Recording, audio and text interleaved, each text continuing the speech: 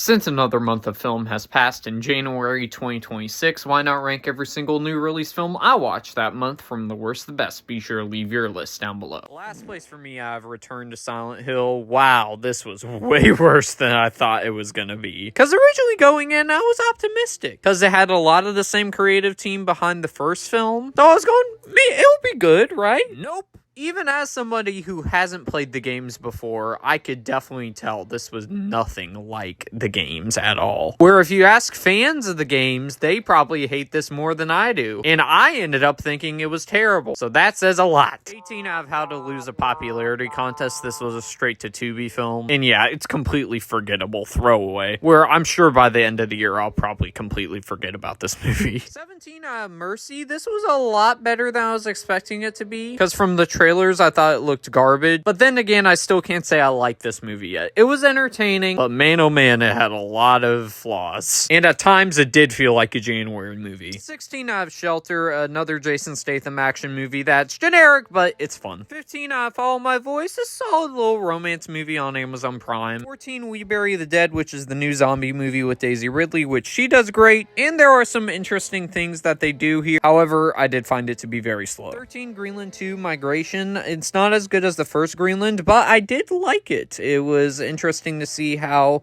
the world had evolved over time, and I enjoyed it. 12, I have Tank, which is a foreign film on Amazon Prime, where, man, this could have been so much higher if the ending wasn't as crap as it was. But other than that, a solid war film. 11, I have One Last Adventure, The Making of Stranger Things Season 5. Since it is the final season, you do feel the emotional weight of the cast. However, learning that the Duffer Brothers started the season without a finished script just left a bad taste in my mouth. 10, I have Dead Man's Wire. Dare I say, Bill Skarsgård's best performance I've seen from him. However, I did find the movie to slow down to a crawl in the middle. 9, The Wrecking Crew, which is an Amazon Prime film. Dave Bautista and Jason Momoa had really good chemistry with one another, and there were some very solid action sequences. 8, I have Iron Lung, a solid directorial debut from Markiplier. 7, of The People We Made on Vacation. This will go down as one of my biggest surprises of the year, where it was a very enjoyable romance movie. 6, Cosmic Princess Kaguya. Beautiful animation. However, it's still a very weird movie that I somehow still enjoyed. 5, I have Send Help. Didn't love this one as much as other people did, however. I thought Rachel McAdams and Dylan O'Brien bounced off each other quite well. 4, The Rip, an entertaining cop thriller. 3, Primate, a very fun animal attack movie. 2, I Was a Stranger, where this was actually one of the best Angel Studios projects I've seen from them. But number 1 for me, I have 28 Years Later, The Bone Temple. The Jimmies were great villains. I loved the little friendship that Ralph Fiennes' character had with Samson. And as someone who loved 28 Years Later, I thought this was even better.